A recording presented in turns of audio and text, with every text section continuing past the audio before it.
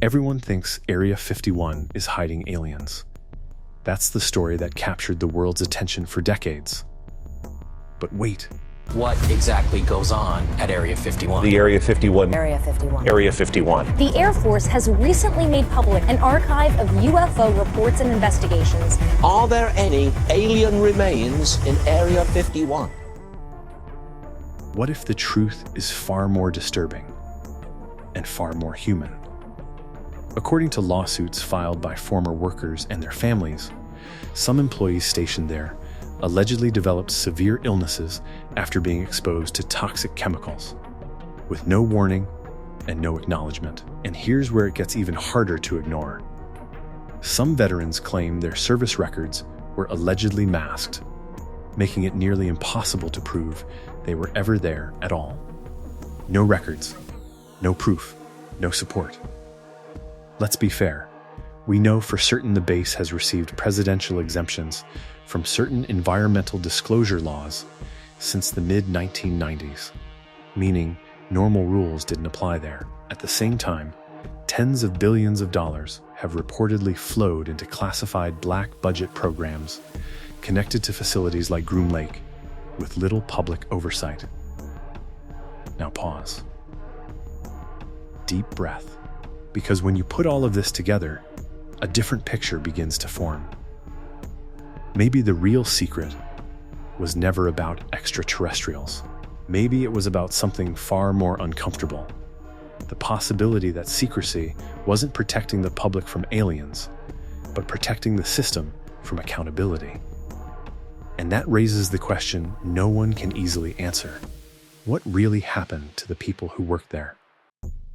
Let's rewind to 1955. Before Area 51 became a legend, it was just a dry lakebed chosen by the CIA because it was isolated enough to hide secrets in plain sight.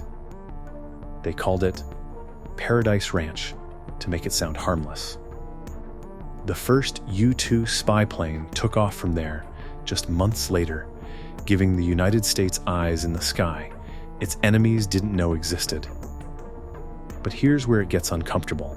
At the same time, nuclear tests were happening nearby, and families living in the region reportedly described radioactive fallout drifting across the desert, coating the land and leaving animals with strange burns. Fast forward to the 1960s and 70s, and Area 51 became the birthplace of even more advanced aircraft, stealth prototypes, captured Soviet MiGs, and experimental machines designed to change warfare forever. But what you don't know, according to lawsuits filed by former workers, the innovation came with a hidden cost. Employees alleged that toxic chemicals, solvents, and stealth materials were burned in open pits, and workers described breathing thick, noxious smoke while armed guards stood watch. Some, like sheet metal worker Robert Frost, later died from illnesses doctors reportedly linked to rare industrial toxins. And this is where the story takes a strange turn. In 1989, Bob Lazar went on television claiming aliens were being studied at the base. His claims were never verified, and parts of his past were later disputed. But the damage was done. Public attention shifted toward extraterrestrials. Just pause with me for a moment. Because while the world debated flying saucers, real workers were filing lawsuits, trying to learn what they had been exposed to.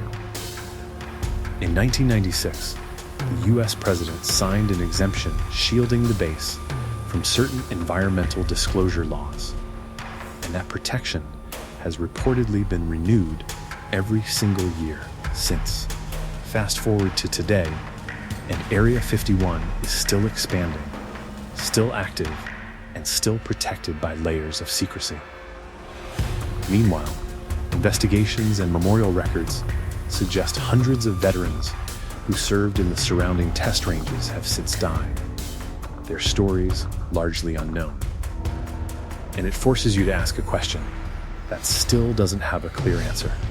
Was Area 51 built to protect the future or to bury the past? Let's take a closer look at what really makes Area 51.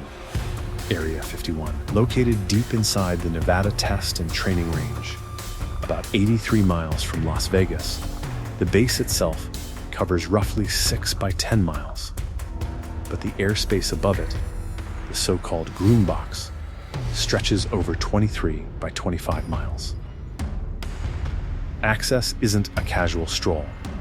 Only specially cleared personnel arrive via secretive Janet Airlines flights from Las Vegas. The nearest the public can get is Tikaboo Peak, 26 miles away. Far enough that most of what happens there remains completely out of sight. But here's where it gets interesting. The runway alone is 2.3 miles long, one of the longest in the world, built to handle aircrafts that almost no one outside the military have ever seen. Over the years, massive hangars have gone up. The 2017 Mystery Hangar, the 2023 three-bay North Ramp facility, and those so-called scoot and hide hangars designed to evade satellite surveillance. There's even a dedicated data center with a microwave tower added recently, along with fiber optics, power connections, and an FM transmitter that reportedly only activates during missions.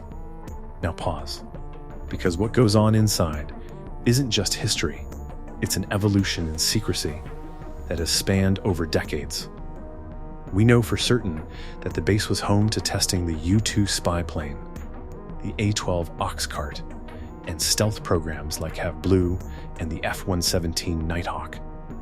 The bird of prey and tacit blue stealth demonstrators were refined here, and stealth drones like the ARC-170 Sentinel took flight in the shadows. But here's where it gets even more unsettling. Some investigators believe the base now hosts next-generation technologies we barely understand. ARC-180 surveillance drones, NGID fighter prototypes, hypersonic vehicle tests, and even classified drone swarm programs. Foreign aircrafts, once Soviet MiGs, now likely include Russian and Chinese acquisitions, quietly deployed under covert operations. And that's just the tip of the iceberg. Area 51 isn't merely a testing site. It's a controlled universe where technology moves decades ahead of public knowledge, hidden behind fences, restricted airspace, and layers of classified infrastructure. Which makes you wonder, if this is what we know about, what else exists behind closed doors?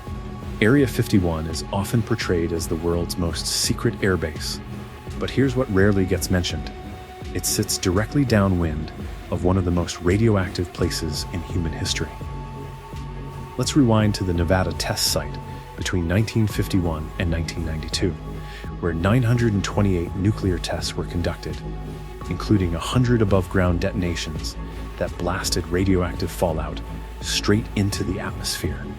According to U.S. government environmental reports, more than 300 megacuries, equivalent to 810 fully loaded Boeing 747s worth of radioactive material, remained in the surrounding environment as late as 1992.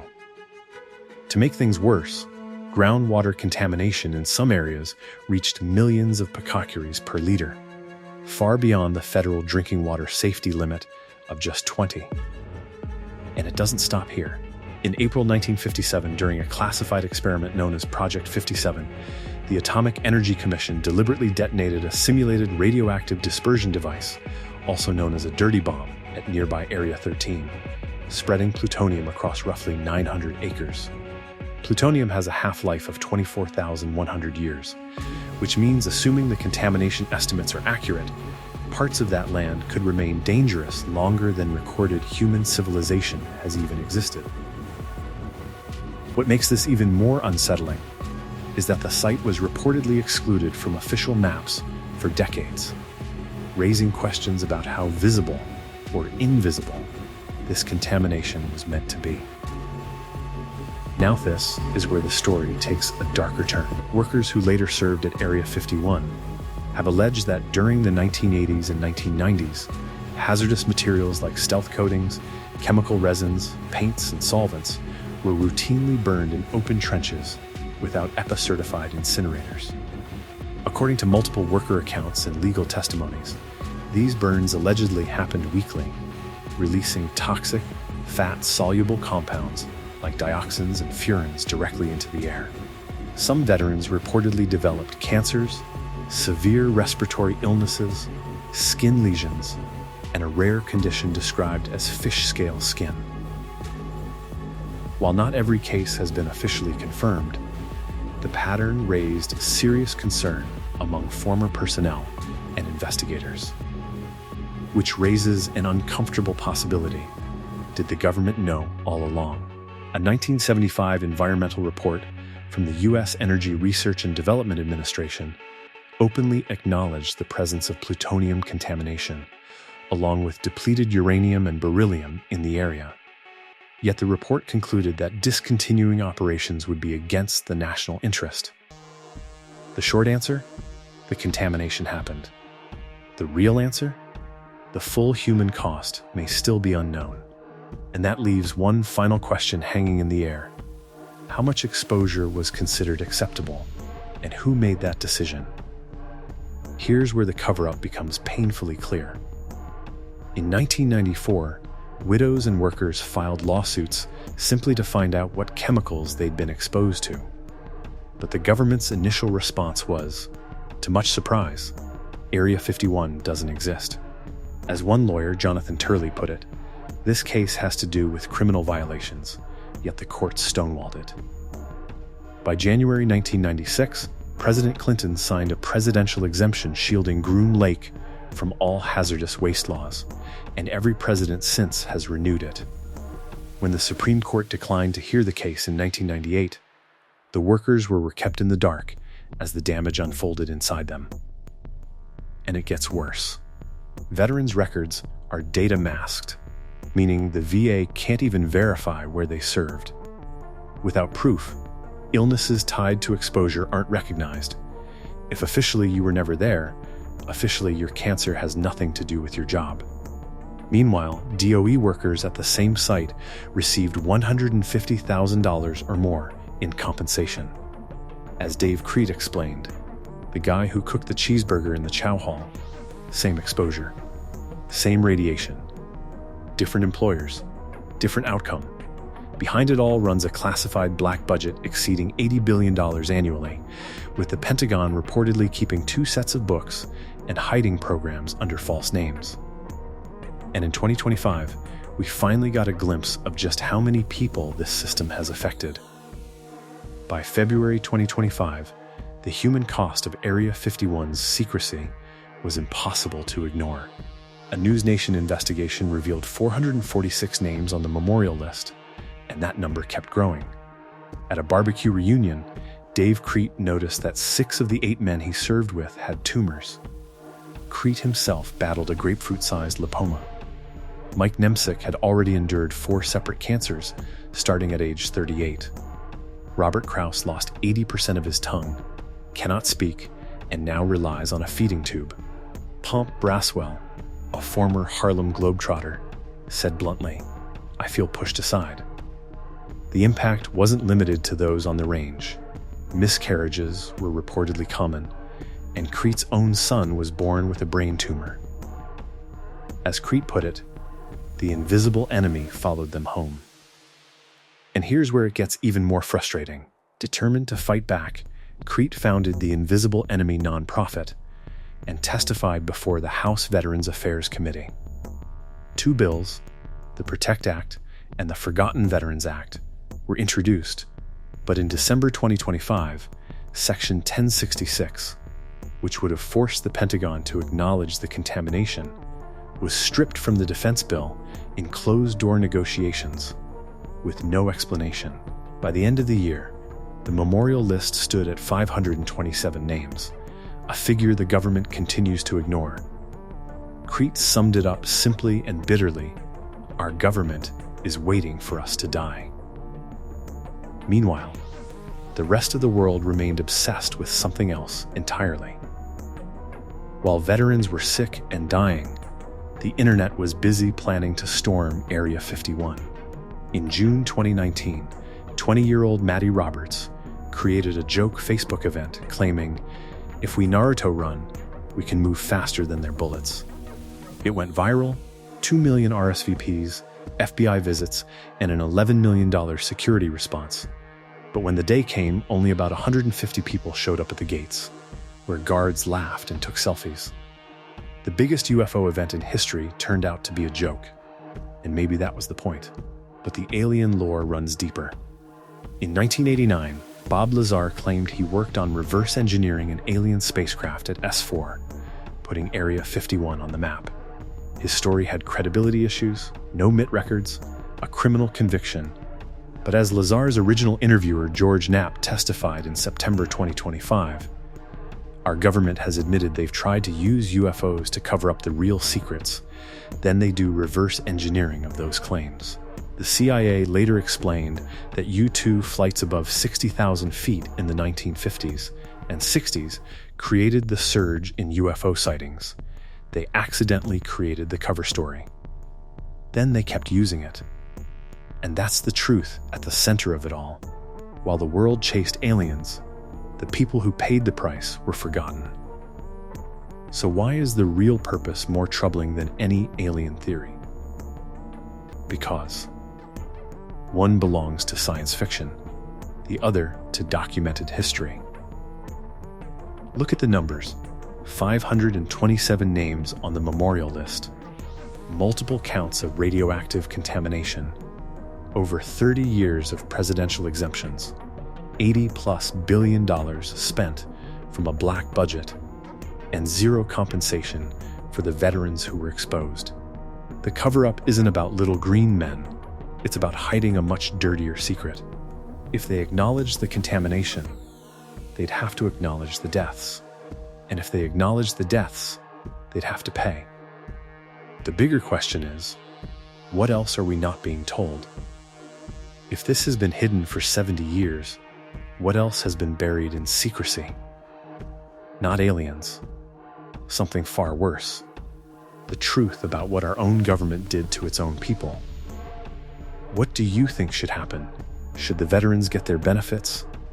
Should the presidential exemptions be revoked? Let me know in the comments.